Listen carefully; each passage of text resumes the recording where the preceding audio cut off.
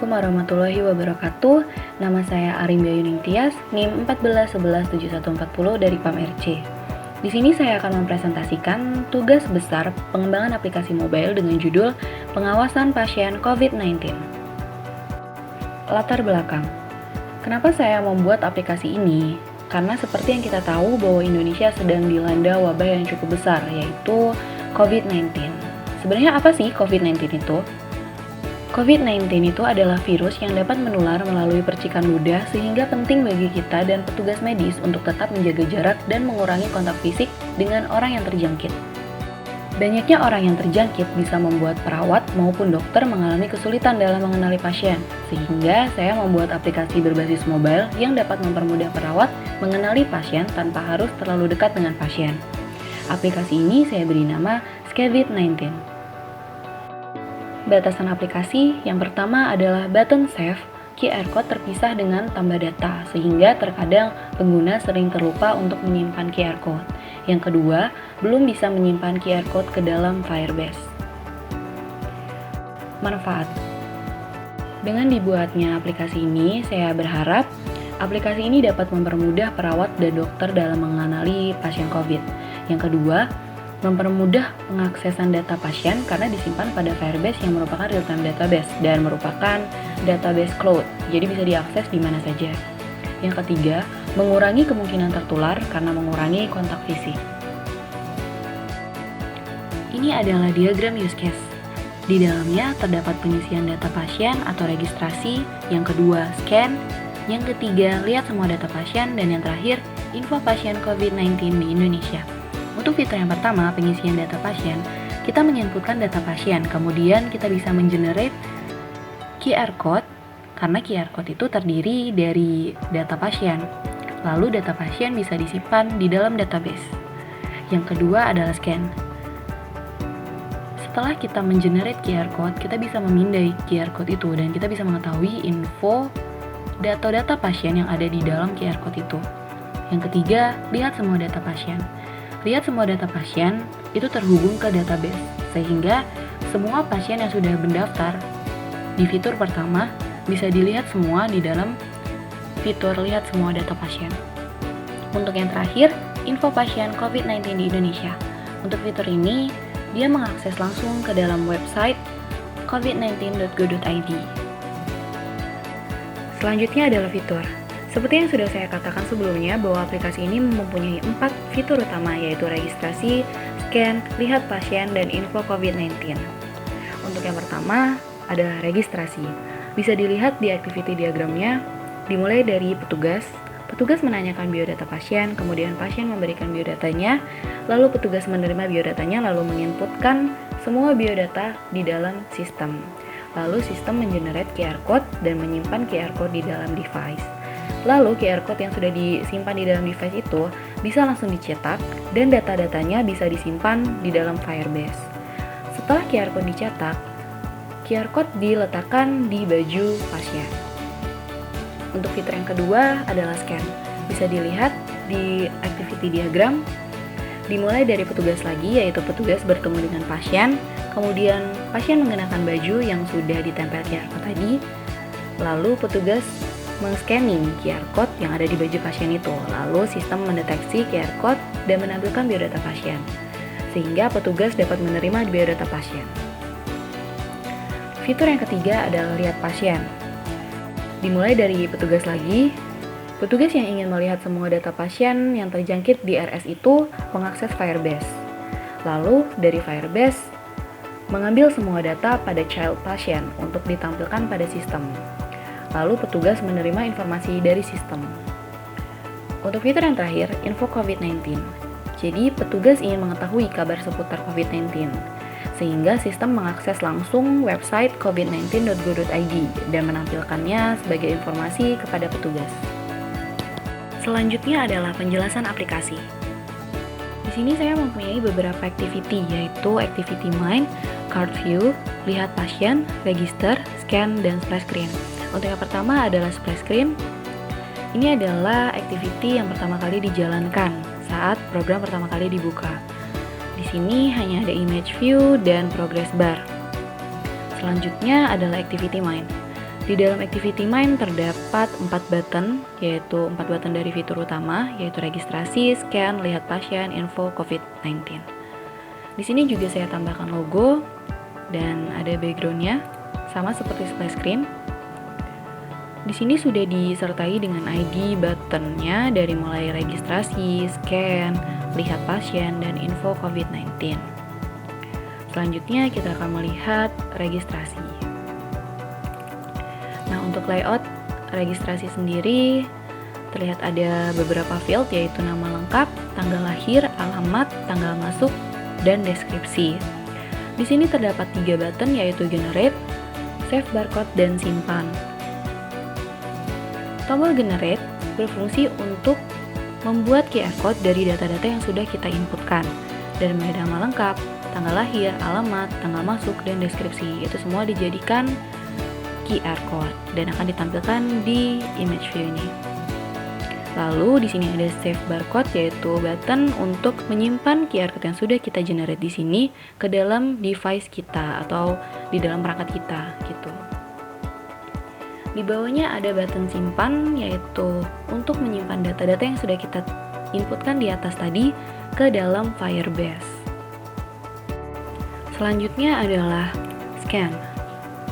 Di dalam layout ini cukup simple karena kita hanya membuat frame layout dan kita menambahkan surface view di sini ini untuk menampilkan kamera. Dan di bawahnya ada text view untuk menampilkan data-data dari pemindaian QR code tadi. Jadi nanti datanya bakal muncul di sini. Selanjutnya adalah lihat pasien. Di dalam lihat pasien ada text view dan ada recycle view-nya. Sedangkan card view-nya berisikan 10 text view.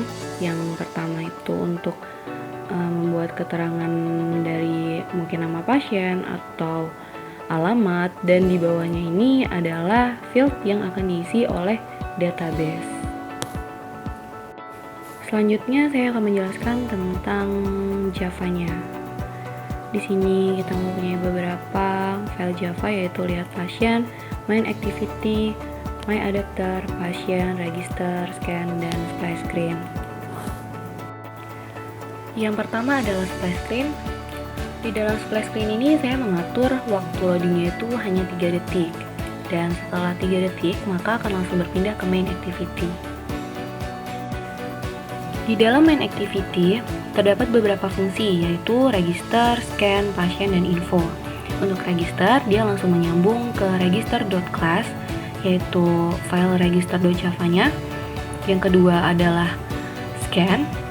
Yang ketiga adalah pasien, dan yang terakhir adalah info. Untuk info, dia langsung pindah ke browser. Nah, di dalam browser akan langsung muncul website covid19.go.id. Ini alamatnya. Untuk register, nah ini untuk memasukkan data-data pasien. Di sini kita mendeklarasikan variabelnya. Lalu jangan lupa menginisialisasikan ID dari edit text dan buttonnya. Kan tadi kita sudah memberikan deklarasi variabel, yaitu nama. Kita buat di sini inisialisasi ID-nya. Nah, di sini saya menggunakan picker untuk memilih tanggal lahir dan tanggal masuk. Di dalam register terdapat fungsi generate. Ini berfungsi untuk membuat QR code dari data-data yang sudah kita inputkan. Di sini sudah dideklarasikan nama.getText, lahir.getText, alamat, dan tanggal masuk, serta deskripsi. Nah, itu semua di-generate dan dibuat menjadi matrik. Setelah dibuat menjadi matrik, itu akan ditampilkan di image view yang ada di XML yang tadi sudah saya jelaskan. Selanjutnya ada fungsi simpan. Di sini kita deklarasikan database reference ini untuk mengambil referensi ke Firebase. Dan ini untuk mengecek apakah field yang ada di register sudah diisi semua atau belum. Jika belum, dia akan memunculkan toast yang isinya tolong isi data Anda. Jadi semua datanya harus diisi agar datanya bisa tersimpan begitu. Selanjutnya ada private boolean is empty untuk mengecek apakah ada field yang kosong sebelum disubmit. Nah, di bawah private boolean is empty terdapat private void save patient. Tetapi sebelum saya menjelaskan ke sini, kita terlebih dahulu harus membuat kelas pasien. Nah, ini kelasnya. Untuk apa sih kelas pasien ini? Kelas pasien ini digunakan untuk menentukan atribut seperti nama, tanggal lahir, alamat, tanggal masuk, deskripsi, dan QR code. Jangan lupa kita juga harus membuat setter dan getternya. Untuk apa? Karena nantinya ini digunakan untuk mengambil dan menyimpan data dari database. Setelah kita membuat kelas pasien, kita bisa memasukkan data-data ke dalam database. Di sini database reference child pasien. Jadi kita menyimpan semua datanya itu di dalam child yang bernama pasien. Dan jika datanya sudah bisa tersimpan semua, akan muncul snack bar dengan isi data berhasil ditambahkan. Selanjutnya ada public void barcode. Nah, ini berguna untuk menyimpan QR code yang sudah kita generate tadi ke dalam device kita. Nah, di sini saya membuat sebuah file dengan nama demo. Jadi, nanti semua gambar yang sudah kita generate itu akan disimpan di dalam device dengan folder demo. Nah, untuk scan, saya menggunakan Google Vision API untuk mendeteksi barcode yang sudah saya buat tadi atau sudah di-generate di register. Nah, di sini saya membuat barcode detector. Apa sih gunanya barcode detector ini? Ini untuk melacak barcode. Jadi secara default itu barcode detector akan mencari semua format barcode yang didukung. Selanjutnya adalah lihat pasien.java. Di sini sudah dideklarasikan database reference sebagai reference, recycler view sebagai recycler view, array list pasien sebagai list, dan my adapter sebagai adapter. Lalu di dalam protected void on create, di sini kita ada inisialisasi ID-nya. Lalu ini untuk mendapatkan referensi dari database-nya. Nah, reference child pasien. Jadi database dengan child pasien gitu.